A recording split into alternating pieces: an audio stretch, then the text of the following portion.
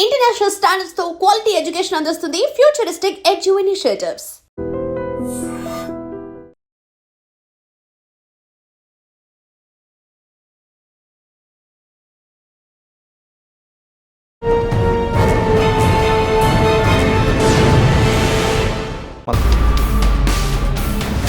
పెట్టుంటారు ప్రతిదీ కూడా ఫేక్, ప్రతిదీ కూడా వెల్కమ్ టు క్రైమ్ డైరీస్. వాళ్ళు కంటికి కనిపించరు కానీ కోట్లాది రూపాయలు కొలుగొట్టేస్తారు. తుపాకీ కాదు కదా, కనీసం కర్ర కూడా వాడకుండా అందరి కాడి దోచుకుంటారు. వాళ్ళే సైబర్ క్రిమినల్స్. ఇప్పుడు ఇంటర్నెట్ సహాయంతో ఏ విధంగా దోచుకుంటున్న వాళ్ళని పట్టుకోవడానికి మనం ఏం చేయాలి అనే విషయం అంతా మాట్లాడడానికి సైబర్ క్రైమ్ ఇన్స్పెక్టర్ గారు కె సతీష్ రెడ్డి గారు ఉన్నారు. ఆయన అడిగి సైబర్ క్రైమ్లో ఎలాంటి మోసాలు జరుగుతుంటాయి, మోసాల బారిన పడకుండా ఉండాలంటే మనం ఏం చేయాలనే విషయాన్ని సార్ అని తెలుసుకుందాం. సార్ నమస్తే అండి. నమస్తే అండి. ఇప్పుడు ఇందాక చెప్పినట్లుగా సార్, ఒకప్పుడు నేరం అంటే నేరం చేసిన వ్యక్తి కనబడేవాడు, ఆయన కోసం తిరిగేవారు. కానీ ఇప్పుడు ఇంటర్నెట్ సహాయంతో వాళ్ళ ఫోన్ల మీదే దోచుకోవడం అనేది జరుగుతుంది, కానీ కంటిన్యూ అవుతూనే ఉన్నాయి. అంటే పోలీస్ స్టేషన్లో కేసు అవుతుంది, తర్వాత ఇన్వెస్టిగేషన్, తర్వాత అరెస్టు అన్నీ ఒక ప్రాసెస్ గతంలో. కానీ వీళ్ళకి దొరకరు కాబట్టి మీకు గోల్డెన్ అవర్ కంప్లైంట్ వస్తేనే దానికి రీచ్ అవుతుంది. అసలు అవన్నీ పోలీస్ స్టేషన్ రాకుండానే పబ్లిక్ ఎలాంటి జాగ్రత్త తీసుకోవాలి, ఇప్పుడు సైబర్ క్రైమ్లో ఎలాంటి ట్రెండింగ్ క్రైమ్ జరుగుతుంది. ఒకప్పుడు లాటరీ ఫ్రాడ్, జాబ్ ఫ్రాడ్స్ ఉండేవి, ఇప్పుడు దాన్ని పూర్తిగా మారిపోయింది. డిజిటల్ అరెస్ట్ అంటూ, తర్వాత ఇన్వెస్ట్మెంట్ ఫ్రాడ్ అండి, రకరకాల మోసాలు వస్తాయి. ప్రస్తుతం హైదరాబాదు ఎలాంటి ట్రెండింగ్ క్రైమ్ జరుగుతుంది, దాన్ని కంట్రోల్ చేయడానికి పోలీసు ఏం చేస్తున్నారు, అదేవిధంగా పబ్లిక్ నుంచి ఎలాంటి సపోర్ట్ కావాలి, పబ్లిక్ ఎలాగ అవేర్నెస్ తీసుకోవాలి, ఎలాంటి కార్యక్రమాలు చేపట్టాలి, ఈ ప్రశ్నకు సమాధానం చెప్పే ముందు సతీష్ రెడ్డి గారి ఈ డ్యూటీలో రావడం బై ఛాన్సా బై చాయిసా? సార్ బై చాయిసే అండి. ఎందుకంటే నేను గవర్నమెంట్ జాబ్స్ ప్రిపేర్ అవుతూ, మా నేటివ్ వచ్చేసి యాదాద్రి భువనగిరి జిల్లా, పాత ఉమ్మడి నల్గొండ జిల్లాలోని యాదాద్రి భువనగిరి జిల్లా మోత్కూరు మండలంలోని కాలంవారి బావి సదర్శాపూర్ గ్రామ పరిధిలో ఉంటుంది. ఒక చిన్న మేము బావుల దగ్గరనే ఉంటాం అన్నమాట. చాలా చిన్న, ఒక 15 కుటుంబాలు ఉండే చిన్న హ్యామ్లెట్ టైప్లో ఉంటుంది.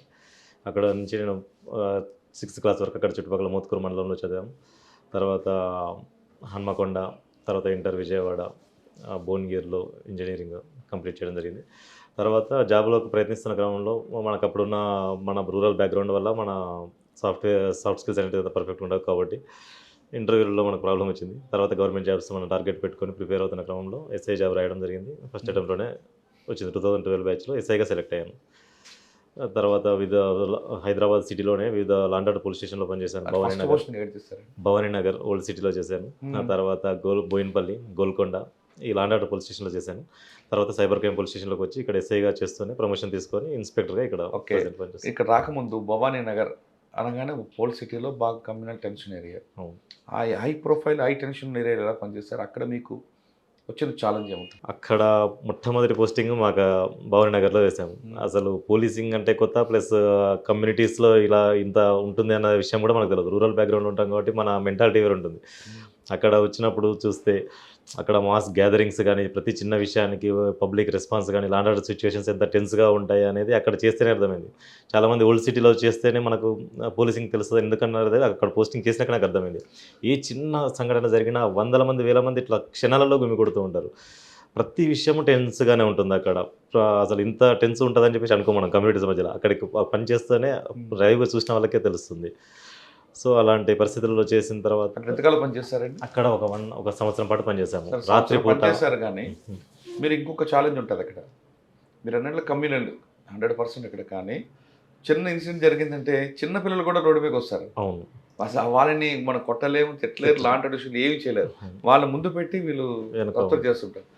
అటువంటి సిచ్యువేషన్ మీకు ఎదురైందో, వస్తున్నప్పుడు ఏ విధంగా హ్యాండిల్ చేస్తారు? ఎదురైనాయి అండి. అంటే అక్కడ అంటే పబ్లిక్ని బట్టి పాపం పిల్లల మెంటాలిటీస్ కూడా ఎవరైనా డెవలప్ అవుతుంది. ఇంకా వాళ్ళు ఏంటంటే పబ్లిక్ ప్రతి చిన్న విషయానికి వచ్చేసి మీరు అన్నట్టుగా పిల్లల్ని ముందు పెట్టడము, లేడీస్ని ముందు పెట్టడము, వీళ్ళు వెనక ఉండి కొంచెం పాలిటిక్స్ చేయడము, ప్రతి విషయాన్ని సెన్సిటైజ్ చేయడము, పొలిటికలైజ్ చేయడము, అట్లా చేస్తుంటారు. మనం ఇంకా ట్యాక్ట్ఫుల్నెస్సే, పోలీస్ ఉద్యోగం అనేది కంప్లీట్గా ట్యాక్ట్ఫుల్నెస్సే. మనం ఆ టైంలో ఆ సిచ్యువేషన్స్లో ఉన్న విధంగా మనము దాన్ని ఎస్కలేట్ కాకుండా మనం డెసిషన్ తీసుకోవడం. స్టోన్ పెల్టింగ్ అనేది అక్కడ చాలా చిన్న విషయం అనేది. ప్రతిదానికి ఎందుకు వేస్తారో తెలియదు. వాళ్ళు ఎందుకు వేస్తారో, ఏం జరిగిందో అసలు ఏ విషయం అనేది కూడా వాళ్ళకి తెలియదు. వేస్తున్నారు కదా అని చెప్పేసి 100 మంది వేస్తూ ఉంటారు. కాకుండా మనం ఆ సిచ్యువేషన్ అనేది ఎస్కలేట్ కాకుండా మనం ట్యాక్ట్ఫుల్గా ప్రజెంట్ ఆఫ్ మైండ్స్ తోటి పనిచేయడం. ఎదురైనాయండి. ఎలక్షన్స్ టైంలో కూడా అక్కడ నేను పనిచేయడం జరిగింది. చాలా జరుగుతుంది. కానీ మీరు అన్నట్లు చిన్న ఇన్సిడెంట్ కూడా పోలీసు ముందు పోలీసు మీద అటాక్ చేయడం చూస్తుంటారు. అవునండి. ప్రతి ఏ చిన్న విషయం ఉన్నా పోలీస్‌కి యాంటీగా అయిపోయి పోలీస్‌నే టార్గెట్‌మెంట్ చేసుకొని పోలీస్ స్టేషన్ మీద అటాక్ చేయడము, పోలీస్ స్టేషన్ మీదికి రావడము అట్లా చేస్తూ ఉంటారు. అందుకే అక్కడ మాక్సిమం మన ప్రెజెన్స్ ఆఫ్ మైండ్ ఒక కమ్యూనల్ మనం ఒక వాళ్ళ ఫ్రెండ్‌షిప్ తోటి ప్లస్ అక్కడ వాళ్ళ రిలేషన్స్ తోటి మనం దాన్ని మాక్సిమం సాల్వ్ చేయాల్సి ఉంటుంది. అంటే law and order muscle power పనికిరాదు. మజిల్ పవర్ కన్నా మైండ్ పవరే ఇంపార్టెంట్ అలాంటి ప్లేస్‌లలో. మజిల్ పవర్ అనేది సెకండ్ ఆప్షన్ అది. మన చేతికి అవుట్ ఆఫ్ కంట్రోల్ అయితేనే మజిల్ పవర్. ప్రతిదానికి మజిల్ పవర్ యూజ్ చేస్తే మనం అక్కడ ఉద్యోగం చేయలేం. సార్ సెకండ్ పోస్ట్ బోయినపల్లి అక్కడే ఉందండి. చాలా బోయినపల్లి వచ్చేసి బాగుంటుందని పీస్ఫుల్గా ఉంటుంది. ఒక సైబరాబాద్ బార్డర్ పోలీస్ స్టేషన్ కాబట్టి ఒక రూరల్ అట్మాస్ఫియర్ ఉంటుంది. ఇప్పటికి కూడా ఒక కంటోన్మెంట్ ఏరియా కాబట్టి బోయినపల్లి అంతా కూడా డెవలప్మెంట్ అనేది ఎక్కువగా ఉండకపోయేది నేను చేసిన 2014-17 టైంలో. ఇప్పుడు కూడా అక్కడ డెవలప్మెంట్ తక్కువే, ఎక్కువ యాక్టివిటీస్ ఎక్కువ ఉండవు ఎంతున్నా. పీస్ఫుల్గా ఉంటుంది, బాగుంటుంది విలేజ్ ఎన్విరాన్మెంట్. ప్రజలంతా కూడా కోఆపరేటివ్గా ఉంటారు. ప్రజలు కోఆపరేట్ చేస్తున్న దొంగలు కోఆపరేట్ చేయరు కదా. అక్కడ ప్రాపర్టీ అఫెన్స్లు మీరు అన్నట్టు అది కొంచెం ఒకప్పుడు కొంచెం బార్డర్ పోలీస్ స్టేషనే కాబట్టి ప్రాపర్టీ అఫెన్స్ అనేవి అక్కడ ఎక్కువ అవుతాయి. మొదటి నుంచి కూడా అక్కడ చైన్ స్నాచింగ్స్ అనేవి చాలా బాగా అయ్యాయి ఆ టైంలో. డే హెచ్బి నైట్ హెచ్బీలు మొదటి నుంచి కూడా మీకు ఈ ఫీల్డ్లో మీరు చాలా అనుభవం కాబట్టి మీకు తెలుసు. డే హెచ్బీలు, నైట్ హెచ్బీలు, చైన్ స్నాచింగ్లు అక్కడ నేను ఉన్న టైంలో చాలా బాగా అయ్యేటి.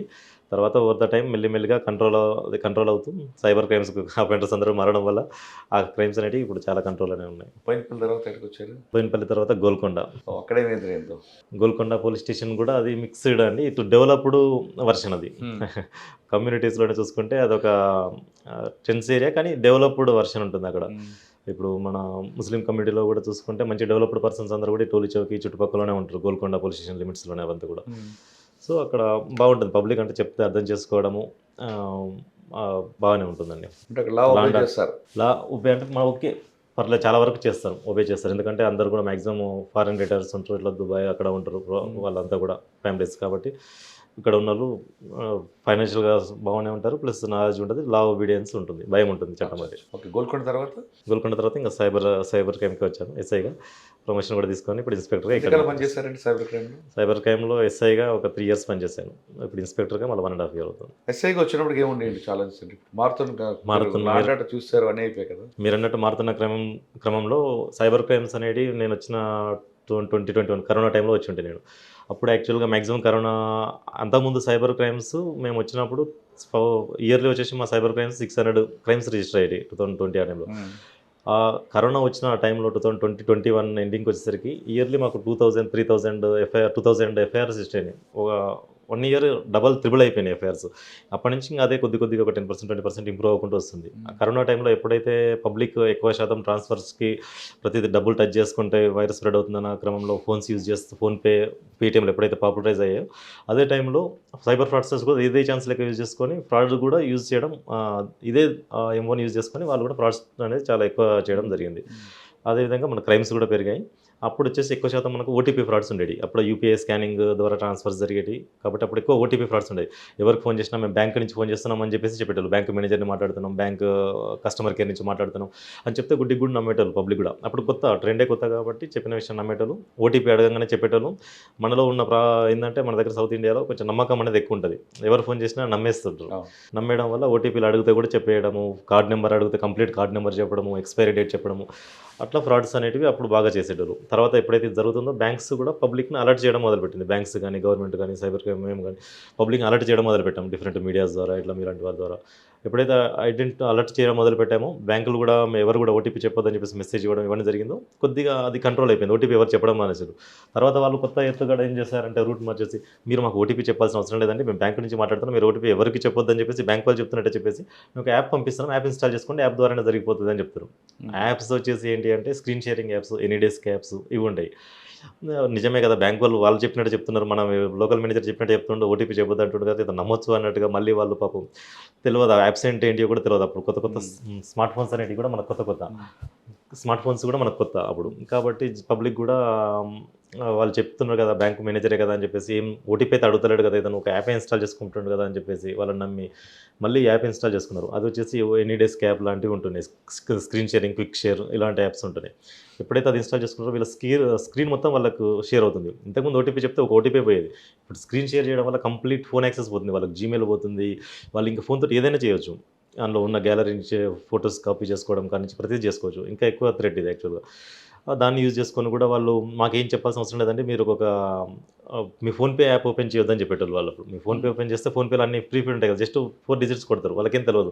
అందుకని చెప్పేసి మీరు బ్రౌజర్లో ఓపెన్ చేయండి సార్ ఫోన్పే అని చెప్పేసి అక్కడ ఫోన్పే ఓపెన్ చేసినాక క్రెడిట్ కార్డ్ నెంబర్లు కొట్టమంటుంటే వీళ్ళు కొడుతుంటే అదే నెంబర్లు ఇక్కడ రాసుకొని అదే టైంలో వీళ్ళు ట్రాన్సాక్షన్ చేస్తారు. రాగానే వాళ్ళకి స్క్రీన్ షేరింగ్లో ఓటీపీ ఓపించేది. ఆ ఓటీపీ వాళ్ళని అడగాల్సిన అవసరం కూడా లేదు. వాళ్ళు చూసుకునేటోళ్ళు ఇక్కడ ట్రాన్సాక్షన్ కంప్లీట్ చేసుకుంటారు. సార్ ఇట్లా నేను ఏం చెప్పలేదు సార్ వాళ్ళకని చెప్పేసి వచ్చేటారు. మీరు ఏం చెప్పాల్సిన అవసరం లేదండి, మీరు స్క్రీన్ షేర్ చేసిండ్రు అని చెప్పేసి చెప్పేటారు. తర్వాత దాని గురించి మీద కూడా మనం చాలా చేయడం వల్ల ప్లస్ బ్యాంక్స్ కూడా ఇది మనం ఎస్కలేట్ చేయడం వల్ల ఆర్బీఐ వాళ్ళు, బ్యాంక్స్ వాళ్ళు దీనికి ఒక కౌంటర్ తయారు చేశారు. స్క్రీన్స్ ఎప్పుడైతే యాప్స్ ఇలాంటివి ఉన్నాయో స్క్రీన్ షేర్ చేసినప్పుడు బ్లాంక్ స్క్రీన్ మాత్రమే షేర్ అయ్యేటట్టు బ్యాంక్ వాళ్ళు కూడా వాళ్ళ సాఫ్ట్వేర్లో చేంజెస్ చేయడము, ఇట్లా కొన్ని చేంజెస్ చేయడం జరిగింది. దానివల్ల ఆ యాప్స్ అలాంటి ఫ్రాడ్ కూడా మ్యాక్సిమం కొద్దిగా తగ్గింది. తగ్గిన తర్వాత ఇప్పుడు నెక్స్ట్ వచ్చేసి లేటెస్ట్ మళ్ళీ వచ్చేసి వాళ్ళు ఈ ఇన్వెస్ట్మెంట్ అనే వాటికి వచ్చింది. లేటెస్ట్ 1-2 ఇయర్స్ నుంచి చూసుకుంటే ఇన్వెస్ట్మెంట్ ఫ్రాడ్స్, ఈ ఫ్రాడ్స్కి ఎక్కువగా వచ్చింది. వాళ్ళు ఇన్వెస్ట్మెంట్ ఫ్రాడ్లో ఏం చేస్తున్నారంటే మీరు ఇన్వెస్ట్మెంట్ లేదా పార్ట్ టైం టాస్క్లు అని చెప్పేసి ఒక మెసేజ్ వస్తుంది. ఇట్లా పార్ట్ టైం జాబ్ ఉంది, డైలీ మీరు 5,000 సంపాదించుకోవచ్చు అని చెప్పి మెసేజ్ వస్తుంది. అది ఏదో బాగుంది అని చెప్పేసి మ్యాక్సిమం ఇంటికాడ ఉన్న వాళ్ళు కానీ, స్టూడెంట్స్ కానీ, నిరుద్యోగులు కానీ వాళ్ళు చెప్పిన టెలిగ్రామ్ గ్రూప్లో జాయిన్ అవుతారు. అందులో పంపించిన మెసేజ్లో ఆ టెలిగ్రామ్ గ్రూప్లో పంపించగానే ఆ టెలిగ్రామ్ గ్రూప్లో వీళ్ళు తప్ప మిగతా వాళ్ళందరూ కూడా ఈ ఫ్రాడ్స్టర్సే ఉంటారు. 100 మెంబర్స్ ఉన్నారు కదా, చాలామంది ఇన్వెస్ట్మెంట్ చేస్తున్నారు, నేను ఒక్కని కొత్త కాదని చెప్పేసి సరే కొన్ని రోజులు చూస్తా అనుకుంటాడు ఇతను, ఒక 10 days 15 days. ఈ టైంలో అందరూ నాకు ఈ రోజు నేను ఇన్వెస్ట్మెంట్ చేశాను, 10,000 చేస్తే 15,000 వచ్చింది, 1 lakh చేసినాను, నాకు 2 lakhs వచ్చింది అని చెప్పేసి స్క్రీన్ షాట్స్ పెడుతూ ఉంటారు. ప్రతిదీ కూడా ఫేక్, ప్రతిదీ కూడా అంత జస్ట్ వాళ్ళ మెంబర్సే వాళ్ళ మెంబర్సే ఉంటారు. ఇతను ఒక్కడే కొత్తదను, ఇతను టెంప్ట్ చేయడానికి పెడతారు. తర్వాత వాళ్ళ తరపు నుంచి కూడా ఒకరికి మాట్లాడతారు, ఒక అడ్మిన్ నుంచి ఇట్లా మీకు ఇన్వెస్ట్మెంట్ గైడ్ని, మీకు ట్యూటర్ని, ప్రొఫెసర్ని అని చెప్పేసి రకరకాల వర్డ్స్ చెప్పేసి మీరు పెట్టండి సార్, ఇది బాగుంది, ఇప్పుడు ఇది బాగుంది అని చెప్పేసి వీళ్ళకు చూపిస్తారు కూడా. వాళ్ళ డిజైన్ చేసిన ఏదైతే యాప్ ఉన్నదో పంపించిందో కంప్లీట్గా వాళ్ళ కంట్రోల్డ్. మన బ్యాంక్ లెక్క యాప్లో డబ్బులు ఒప్పించినాయి అంటే మనకు బ్యాంక్లో డబ్బులు ఉంటాయి, వాళ్ళ దాంట్లో అట్లా కాదు, జస్ట్ అది క్యాలిక్యులేటర్ మీద కొట్టినట్టు అది వాళ్ళు చూపిస్తారు కానీ ఏముండదు అందులో. మనకు దానికి బ్యాంక్ అంటూ సపోర్ట్ అంటూ ఏముండదు, ఎక్కడ రిజిస్ట్రేషన్ ఉండదు, వాళ్ళకి ఆఫీసు ఉండదు. వీళ్ళు చెప్పిన ఇన్వెస్ట్మెంట్ స్టార్టింగ్లో 10,000 20,000 ఇచ్చినప్పుడు నమ్మకం, కేవలం వీళ్ళ నమ్మకం పొందడానికి ఇనిషియల్గా ఇన్వెస్ట్మెంట్ రిటర్న్స్ కూడా ఇస్తారు. వీళ్ళు 20,000 ఇచ్చినప్పుడు 30,000 చూపిస్తారు, రిటర్న్ విత్డ్రా చేసుకుంటే కూడా ఒక 5,000 10,000 అలో చేస్తారు కూడా. సరే వీళ్ళు అలో చేస్తున్నారు, చూపిస్తున్నారు అని చెప్పేసి వీళ్ళకి నమ్మకం ఇంకా పెరుగుతుంది. ఇంకా తర్వాత లక్షల్లోకి వెళ్ళిపోతారు, 1000 దాటిపోయి లక్షల్లోకి వెళ్తారు. లక్షల్లోకి వెళ్ళిపోయిన తర్వాత ఇంతసేపు ఇన్వెస్ట్మెంట్ ఉంటుంది కానీ రిటర్న్ మాత్రం ఎప్పుడు ఇవ్వరు. ఇంకా కాదండి, ఫస్ట్లో 5,000 డ్రా చేసుకోవడానికి అవకాశం వచ్చింది కదా, అదే ఎంఓలో వీళ్ళు కూడా ఎక్కువ డబ్బులు డ్రా చేసుకుంటూ ఉండదు. అదే చెప్తున్నాను సార్, ఫస్ట్ 5,000 ఇచ్చింది కేవలం అది వాళ్ళ పెట్టుబడి, వాళ్ళు రివర్స్ మీ మీద పెడుతున్న పెట్టుబడి. వాళ్ళు ఇచ్చిన 5,000 కూడా మీ డబ్బులు మీకే ఇస్తారు, కొత్త బయట డబ్బులు ఇవ్వరు వాళ్ళు. మనం 10,000 పెడతాం, 20,000 చూపిస్తారు, 20,000 కావాలంటే 20,000 విత్డ్రా చేసుకొని ఇస్తారు. ఎందుకంటే నమ్మకం, అది నమ్మిన ప్రతి క్షణం మీతోటి 1,00,000 2,00,000 పెద్ద అమౌంట్ ఇన్వెస్ట్ చేపిస్తారు వాళ్ళు. మీకు అప్పుడు చెప్పే వర్షన్ వేరు ఉంటుంది, స్టార్టింగ్లో 5,000 పెట్టండి సార్ మీకు 10,000 వస్తాయని చెప్తారు. మీరు ఎప్పుడైతే ఇన్వెస్ట్మెంట్ తీసుకున్నారో నమ్మకం పెరిగింది కాబట్టి సరే ఇప్పుడు 1,00,000 చేయండి సార్, 1,00,000 చేస్తే మీకు 3 lakhs వస్తాయని చెప్పేసి ఇంకా కొంచెం ప్రాఫిట్స్ పెంచి చూపించడము ఇట్లా చేస్తారనమాట. సరే వీళ్ళు వచ్చింది కదా నమ్మకంగా బాగానే ఉంది కదా, వీళ్ళ విత్డ్రా కూడా చేస్తున్నారు కదా అని చెప్పేసి అప్పుడు వీళ్ళకి ఇంకా మేము చెప్పిన మాటలు వాళ్ళకు ఎక్కువ అనమాట. ఒకసారి డబ్బులు అనేవి వాళ్ళకి వస్తున్నాయి కాబట్టి ఇంకా పోలీసులు చెప్పినా ఎవరు చెప్పినా లేదులే ఇది జెన్యునే ఉంది, వాళ్ళు చెప్పేది వేరేవి కావచ్చు, మాకు ఆల్రెడీ డబ్బులు వస్తున్నాయి కదా అని చెప్పేసి దాంట్లో ఫర్దర్గా ఇన్వెస్ట్మెంట్ ఇంకా చేసుకుంటూ వెళ్తారు. ఒక 5 lakhs 10 lakhs చేసిన తర్వాత విత్డ్రా చేసుకోవడానికి వెళ్తే ట్యాక్స్ అంటారు, లేకుంటే ఇంకోటి డిపాజిట్ అంటారు, రకరకాలుగా ఛార్జెస్ చెప్తారు తప్ప విత్డ్రా మాత్రం చేసుకునేరు. మనం గట్టిగా మాట్లాడితే బ్లాక్ చేస్తారు, క్లోజ్ చేస్తారు. ఇంకా అట్లా చివరికి వీళ్ళు మోసపోయిన రియలైజ్ అయినాక మన దగ్గర కంప్లైంట్ వస్తుంది. సరే, ఇటువంటి కంప్లైంట్ ఎన్ని వచ్చి ఉంటాయి, అందులో మీకు బాగా గుర్తుండిపోయిన కంప్లైంట్ బాగా వీళ్ళు ఎక్కువ ఏ ఏజ్ గ్రూప్ని వీళ్ళు టార్గెట్ చేస్తారు? వీళ్ళు ఏజ్ గ్రూప్ అంటూ ఇన్వెస్ట్మెంట్ వచ్చేసి ఎక్కువ వీళ్ళు ఈ హోమ్ ఎవరైతే హౌస్ వైఫ్స్ ఉంటారో, నిరుద్యోగులు ఉంటారో, యంగ్ జనరేషన్ జాబ్ ఆస్పైరింగ్ గురించి ఉంటారు కాబట్టి వాళ్ళని టార్గెట్ చేస్తారు మన ఇన్వెస్ట్మెంట్ ఫ్రాడ్లో. అదే మనకు ట్రేడింగ్ పార్ట్ టైం జాబ్ అని చెప్పేసి వాళ్ళని టార్గెట్ చేస్తారు. అదే కేవలం ఇన్వెస్ట్మెంట్ ట్రేడింగ్ అని చెప్పేసి మాత్రం ఓల్డ్ ఏజ్ వాళ్ళని టార్గెట్ చేస్తారు. వాళ్ళ దగ్గర ఎందుకంటే రిటైర్మెంట్ అయిపోయి వాళ్ళ దగ్గర డబ్బులు ఉంటాయి, రిటైర్మెంట్ బెనిఫిట్స్ కానీ వాళ్ళకి తెలుస్తుందండి రిటైర్ అయ్యారని.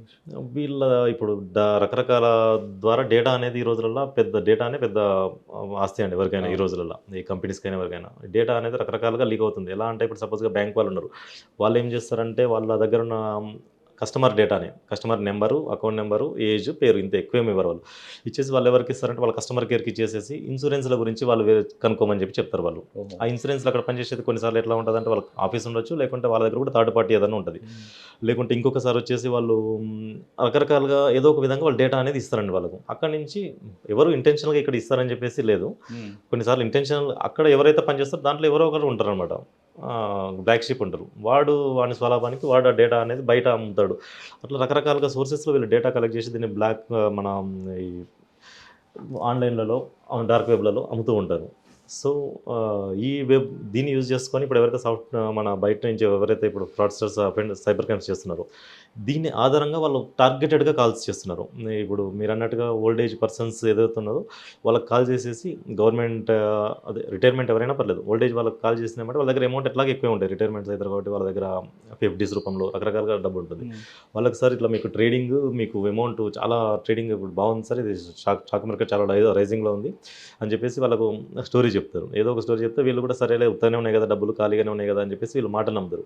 స్టార్టింగ్లో ఇట్లా 1,00,000, 5,00,000 కాడ స్టార్ట్ అయిపోయి 10 లక్షలు అట్లా 20 లక్షల వాళ్ళ దగ్గర ఎంత ఉంటే అంత పెట్టిస్తారు. ఇంకా కొద్ది మంది దగ్గరనైతే పాపం వాళ్ళ దగ్గర ఉన్న ఎఫ్డీస్ క్యాన్సిల్ చేపిస్తారు. ఇంట్లో గోల్డ్ ఉంటే గోల్డ్ కూడా కుదవబెట్టిచ్చేసి ఆ డబ్బులు కూడా తీసుకొచ్చేసి వాటిని కూడా ఇన్వెస్ట్మెంట్ చేపిస్తారు. చివరికి విత్డ్రా చేసుకున్నప్పుడు రకరకాల ఛార్జెస్ చెప్తారు తప్ప వాళ్ళనైతే అలో చేయరు. రియలైజ్ అయ్యాక మన దగ్గరకు వస్తారు. ఇది ఒకటి. ఇవి కాకుండా డిజిటల్ అరెస్ట్లో కూడా సేమ్ ఇలానే ఉంటుంది. డిజిటల్ అరెస్ట్లో వచ్చేసి అక్కడ మొత్తం సైకలాజికల్ గేమ్ ఆడతారు వాళ్ళు. అక్కడ మనకు కాల్ చేసి వాళ్ళు మీరు మీ పేరు మీద ఆల్రెడీ ఏదో ఒక రీసెంట్లో కేసులో ఈడీ కేసు సంబంధించింది ఒకటి ఉంటుంది కదా, ఆ పేరు అతని పేరు వాడతారు. ఈ కేసులో మీది కూడా లింక్ ఉంది అని చెప్పేసి చెప్తారు. నాది ఏం లేదు సార్ అన్నా కానీ వాళ్ళు లేకుంటే మీరు జస్ట్ కోఆపరేట్ చేయండి, మీది ఏం ప్రాబ్లం ఏం లేదని చెప్పేసి వాళ్ళు ఒక సైకలాజికల్ గేమ్, ఇటు రిలీఫ్, ఇటు థ్రెటన్, అన్ని విధాలుగా సైకలాజికల్ గేమ్ వాడుకుంటూ వాళ్ళ డీటెయిల్స్ అన్ని తీసుకోవడం జరుగుతుంది. వాళ్ళు డిపాజిట్లు కంటిన్యూ వాళ్ళు నమ్మినంతసేపు ఆ ఫియర్లో ఉంచి వాళ్ళతోటి అమౌంట్ అంతా ఎక్స్ట్రాక్షన్ చేయడం జరుగుతుంది. అంటే మీరు చెప్పారు, 2 అమౌంట్ చెప్పారు, ఇన్వెస్ట్మెంట్ ఫ్రాడ్ ఒకటి, డిజిటల్ అరెస్ట్. రెండిట్లో ఇలాంటి ఇప్పటివరకు ఉన్న కేసుల్లో ఇటువంటి కేసు ఇప్పుడు చూడలేదురా నేను అన్నది ఉందా మీ లిస్టులో? రొటీన్గా వచ్చి వెళ్తున్నాయి. టిపికల్ కేసు అని టిపికల్ కేసు అంటే సార్ డిజిటల్ అరెస్ట్లు అనేటివి మాకు టిపికల్ కేసు అంటే మాకు యాక్చువల్గా ఒక ఏపీకే ఫ్రాడ్ కేసు మా దగ్గర, అంటే ఇంపార్టెంట్ కేసు చెప్పాలి అంటే ఒక కేసు ఏపీకే ఫ్రాడ్ కేసు ఉంది. ఇప్పుడు ఏపీకే ఫైల్స్ పంపిస్తుంటారు. అవునవును. ఇప్పుడు ఏపీకే ఫైల్స్ అనేది ఇప్పుడు మీరు అన్నట్టుగా ఇప్పుడు జరుగుతున్న క్రైమ్స్లో ట్రెండింగ్ క్రైమ్స్ వచ్చేసి మనకి ఎక్కువగా శాతం ఇన్వెస్ట్మెంట్ ఫ్రాడ్స్ ఒకటి జరుగుతున్నాయి, ట్రేడింగ్, ఇన్వెస్ట్మెంట్ ఆర్ ట్రేడింగ్, 2 పేర్లు చెప్తారు మనకు. ఇన్వెస్ట్మెంట్ అంటేనేమో ప్యూర్ ఇన్వెస్ట్మెంట్ అని చెప్తారు, స్టాక్ మార్కెట్ అని చెప్తారు. ట్రేడింగ్ అంటేనేమో ఐపీఓస్ వల్ల అలాటైన్మెంట్ అని చెప్పేసి మనకు చెప్తుంటారు. ఇది ఒక బాగా ట్రెండింగ్ క్రైమ్. దీంతోపాటు ఇప్పుడు ఏపీకే ఫైల్స్ అనేది ఒకటి బాగా ట్రెండింగ్ క్రైమ్. ఈ రెండే ఇప్పుడు బాగా ట్రెండింగ్లో ఉన్నాయి మనకు. ఏపీకే అంటే జస్ట్ నథింగ్ బట్ ఓటీపీకి ఇది కొత్త వర్షన్. ఇప్పుడు ఏం చేస్తున్నారంటే ఈ అఫెండర్స్ కూడా కొత్తగా వాళ్ళు కూడా టెక్నాలజికల్ బాగా అడ్వాన్స్ అయిపోయి వేరే వాళ్ళ దగ్గర ఏపీకే ఫైల్స్ అనేటివి డెవలప్ చేపిస్తున్నారు.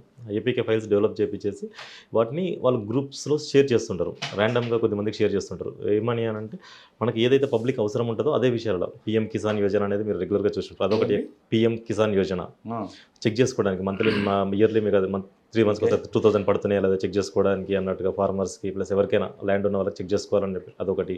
ఆర్టీఓ చలాన్ ఉందా లేదా చెక్ చేసుకోండి అని చెప్పేసి అది.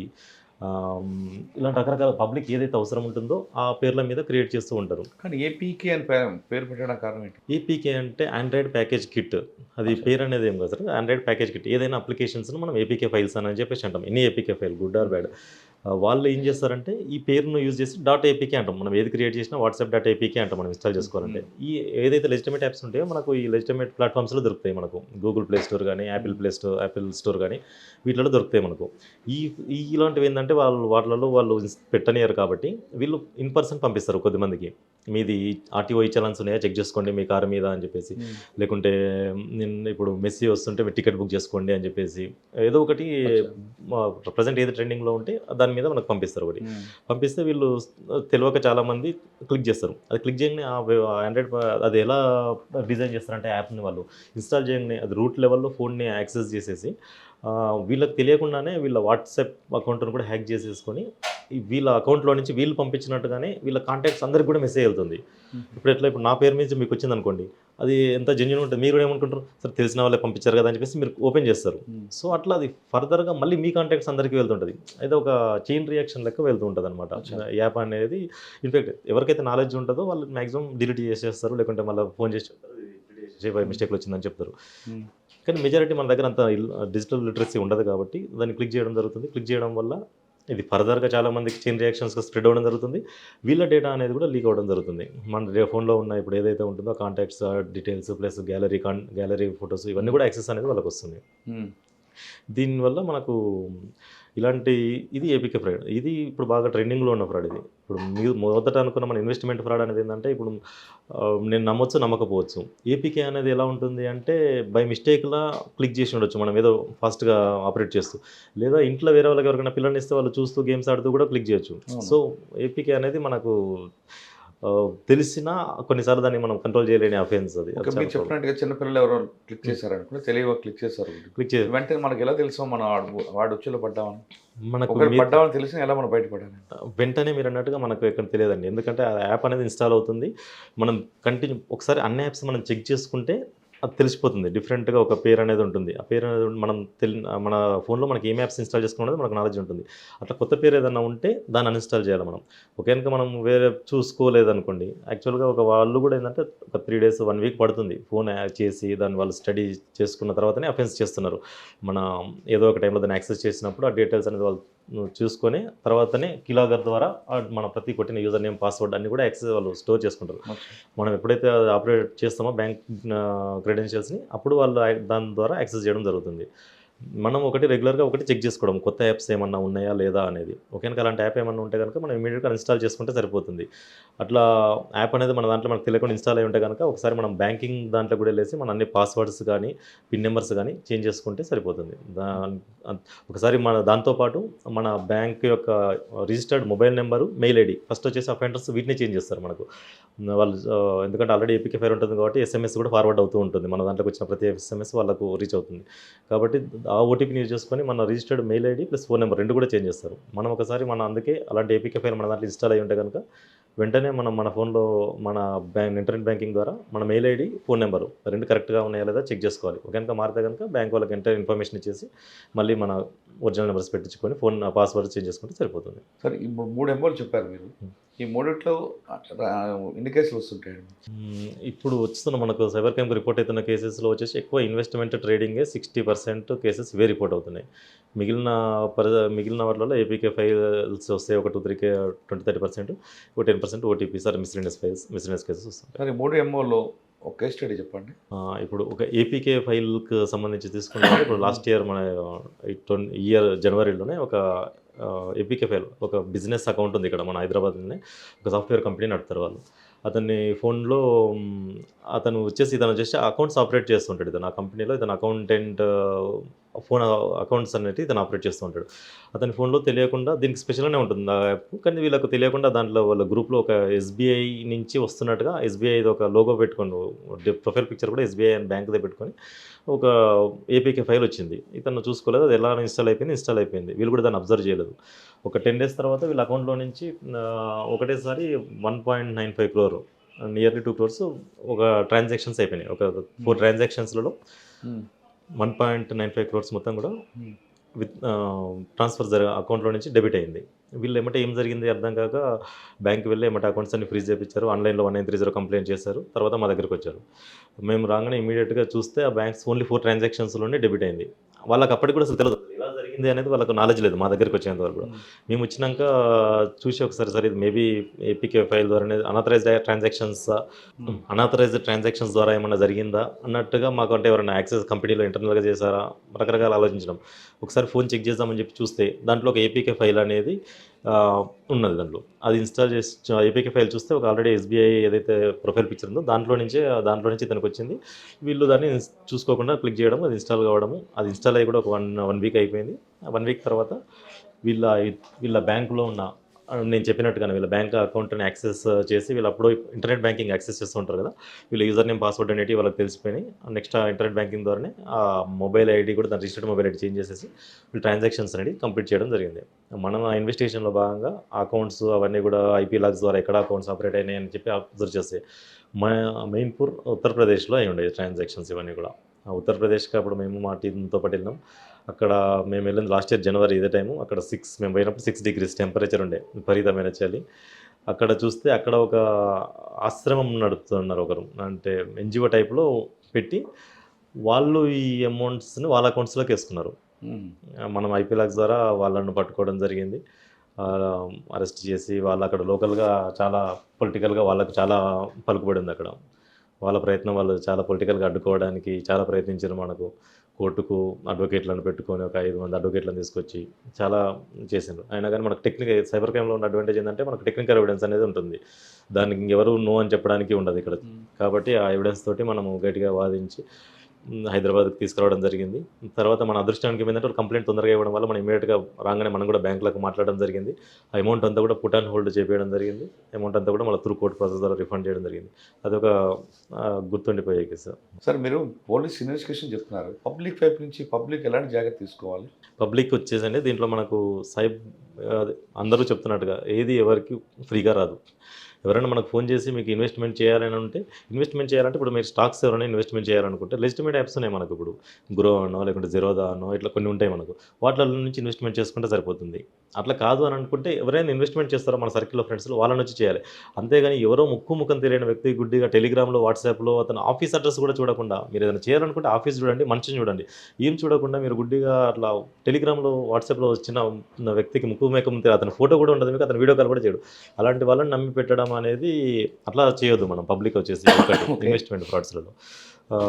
ఏపీకే ఫ్రాడ్స్ వచ్చేసి మీరు అన్నట్టుగా ఇప్పుడు కొత్తగా వచ్చే ఇప్పుడు మనకు నాలెడ్జ్ ఉన్నది కాబట్టి ఈ రోజులలో ఏపీకే ఫైల్స్ కొత్తగా ఏదో వచ్చినా మనం క్లిక్ చేయొద్దు. ఏదైనా ఇన్స్టాల్మెంట్ ఏదైనా చేయాలనుకుంటే మనకి ఏ యాప్స్ అవసరమో అవి మాత్రమే మనకి ఏదైతే లెజిటిమేట్ ప్లాట్ఫామ్స్ ఉంటాయో గూగుల్ ప్లే స్టోర్ కానీ యాప్ స్టోర్ కానీ ఇలాంటి వాటిలోకి వెళ్ళి చేసుకోవాలి. ఇండివిజువల్గా ఎవరైతే పంపిస్తారో ఇండివిజువల్ నెంబర్లో నుంచి పంపించిన ఐపీకే ఫైల్స్ ఎప్పుడు కూడా ఇన్స్టాల్ చేసుకోవద్దు.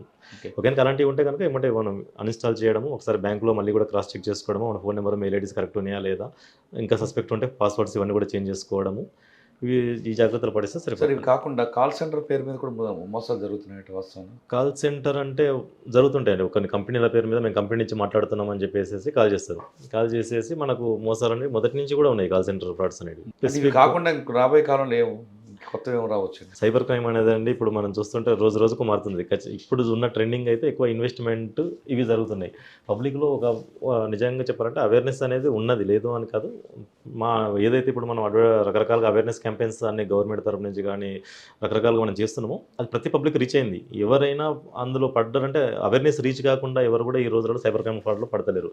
రీచ్ అయినా కానీ మళ్ళీ కూడా వాళ్ళ అత్యాశతోటి ఇగ్నోరెన్స్ తోటి జస్ట్ ఏమరపాటుగా ఉండడం వల్ల పడుతున్నారు తప్ప అవేర్నెస్ లేక కాదు, అవేర్నెస్ వాళ్ళకు రాక కాదు. ప్రతి ఒక్కరికి అవేర్నెస్ అనేది రీచ్ అవుతుంది. అయినా పడుతున్నారంటే పబ్లిక్ కూడా ఎట్టి పరిస్థితుల్లో కూడా అత్యాశకు వెళ్ళొద్దు.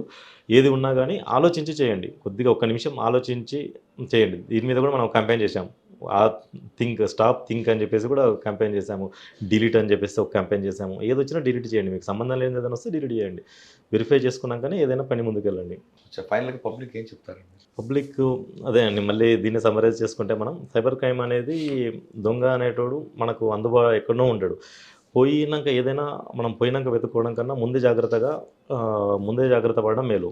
Prevention is better than cure అన్నట్టుగా మనము డబ్బులు పోయినాక చాలా మనం బాధపడి మెంటల్ టెన్షన్ తీసుకొని కంప్లైంట్ వచ్చి అతను ఎక్కడో ఉంటే మేము ఎన్నో ప్రయాసాలకు వచ్చి గవర్నమెంట్ ఎంతో ఖర్చు పెట్టి అతను పట్టుకొని వచ్చిన రిఫండ్ వస్తుందని వాడు డబ్బులని ఖర్చు పెట్టేసి రిఫండ్ వస్తుందో రాదని తెలిసి ఇవన్నీ కారణంగా మనం పోగొట్టుకోకుండా ఉండడమే అవుతాం. ఇప్పుడు వేరే దొంగతనాలు అంటే మన కంట్రోల్లో ఉండదు. ఇప్పుడు వాడు ఇంటికి వచ్చి పలగొట్టినప్పుడు అది మన కంట్రోల్లో ఉండదు. సైబర్ క్రైమ్ అనేది కంప్లీట్గా మన కంట్రోల్లో ఉంది. మనం ఎస్ నొక్కుతూనే వెళ్తుంది కాబట్టి అది కంప్లీట్గా మన కంట్రోల్లో ఉంది. అది మనము అవేర్నెస్ తోటి దీన్ని 100% దీన్ని మనం తగ్గించగలం. కాబట్టి పబ్లిక్ ప్రతి ఒక్కరు కూడా అవేర్నెస్గా ఉండాలి, జాగ్రత్తగా ఉండి ఎలాంటి అత్యాశలకు పోకుండా ఇలాంటి ఏపీకే లింక్స్ కానీ ఎలాంటి లింక్స్ వచ్చినా క్లిక్ చేయకుండా కొద్దిగా జాగ్రత్తగా ప్రతిదానికి ఆలోచించి వ్యవహరిస్తే మనం ఎలాంటి నష్టం పోకుండా ఉంటాము. అలాంటి అనుకోని పరిస్థితి ఏదైనా జరిగితే సైబర్ క్రైమ్ పోలీస్ అనేది ఖచ్చితంగా మీకు హెల్ప్ ఉంటుంది. 1930 అనేది national cyber crime call centre ఉన్న దానికి మనం కాల్ చేసినా కానీ ఇమీడియట్గా అకౌంట్స్ అనేవి ఫ్రీజ్ అయితే మనం కోర్టు ప్రాసెస్ ద్వారా తీసుకోవచ్చు. లేదా కొద్దిగా మనకు సొంతంగా చేసుకోదలుచుకుంటే cybercrime.gov.in వెబ్సైట్ కూడా ఉంటుంది. మనం దాంట్లో రిపోర్ట్ చేసినా కానీ మనం ట్రాన్సాక్షన్స్ అన్నింటినీ కూడా మనం ఫైనాన్షియల్ ట్రాక్ చేయడం జరుగుతుంది. అకౌంట్స్ని ఫ్రీజ్ చేయడం, అమౌంట్ మనకు రిఫండ్ ఇవ్వడం జరుగుతుంది. ఇప్పుడు మీరు చెప్పిన సైబర్ క్రైమ్ అనేది అందుకు కూడా వచ్చే అవకాశం ఉన్నాయా? ఉంటుంది సార్, ఖచ్చితంగా ఉంటుంది. ఇప్పుడు cybercrime.gov.in అనేది మనకు డొమైన్ ఉంటుంది. .gov.in అనేది డొమైన్ ఉంటుంది. ఆ ప్లాట్ఫామ్ అలా ఉంటేనే మీరు క్లిక్ చేయండి. cybercrime అని చెప్పేసి .co.uk అలాంటివి ఉంటే కనుక మీరు ఓపెన్ చేయొద్దు. అంటే కొద్దిగా మనకు కూడా ఏంటంటే నాలెడ్జ్ ఉండాలి. నాలెడ్జ్ లేనప్పుడు తెలిసిన వాళ్ళ ద్వారానే చేయండి. మనము డబ్బులు ఎవరు కూడా అడగదు. డబ్బులు కానీ లేకుంటే ఓటీపీలు కానీ అలాంటివి అడిగినప్పుడు మాత్రం మీరు చేయండి, ఏదైనా ప్రయోగాలు చేయండి. కానీ ప్రయోగాలు చేసినప్పుడు పబ్లిక్ డబ్బులు అడుగుతున్నారు, లేదా ఓటీపీలు అడుగుతున్నారు, బ్యాంక్ అకౌంట్ డీటెయిల్స్ అడుగుతున్నారంటే మాత్రం మనం అక్కడికి ఆగిపోవాలి. అప్పుడు మనకి ఎలాంటి నష్టం జరగదు. మనలో అమాయకత్వం, మనలో అత్యాసే సైబర్ క్రిమినల్స్కి ఒక వరంలా మారింది అంటున్నారు సతీష్ రెడ్డి గారు. ఏది కూడా ఊరికైనా రాదు, వచ్చిందంతా కూడా చాలా కేర్ఫుల్గా మనం కష్టపడితే వస్తుంది. కాబట్టి ప్రతిసారి ప్రతి ఫోన్లో ఆన్ చేసిన ప్రతి లింక్ని కూడా 1-2 సార్లు చూసిన తర్వాతే క్లిక్ చేయండి అంటున్నారు సతీష్ రెడ్డి గారు. ఆఫ్లైన్లో మనం ఎంత కేర్ఫుల్గా ఉంటామో ఆన్లైన్లో మరింత కేర్ఫుల్గా ఉండాలని సతీష్ రెడ్డి గారు చెప్తున్నారు. ఇది ఈ వారం సైబర్ క్రిమినల్స్ పట్ల మనం ఎలా ఉండాలని వ్యవహరించాలపై సతీష్ రెడ్డి గారు ఎక్స్క్లూజివ్. వచ్చే వారం మరో విషయంలో మళ్ళీ కలుద్దాం. నమస్తే, thank you. And for more videos, Please subscribe to iDream. Please subscribe to iDream. Please subscribe iDream. And please subscribe to iDream. For more videos, subscribe to iDream. please like, share and subscribe to the channel. Congratulations, iDream. Subscribe to iDream. Subscribe to iDream. So subscribe to iDream Media. iDream ki iDream team andarki huge congratulations. Please subscribe iDream Media. Please subscribe to iDream. Subscribe iDream. Please subscribe to iDream. iDream అంటే నా కళల ఛానల్ను subscribe చేసుకున్న నోరు తిరుగుతలేదు, మీరైతే గంట గుర్తు కొట్టండి. For more such videos, please subscribe to iDream. Subscribe to iDream. Please subscribe to iDream. Please subscribe iDream Media. Please do subscribe to iDream. Please subscribe to iDream Media. For best entertainment and information, please subscribe iDream. And don't forget to subscribe to iDream.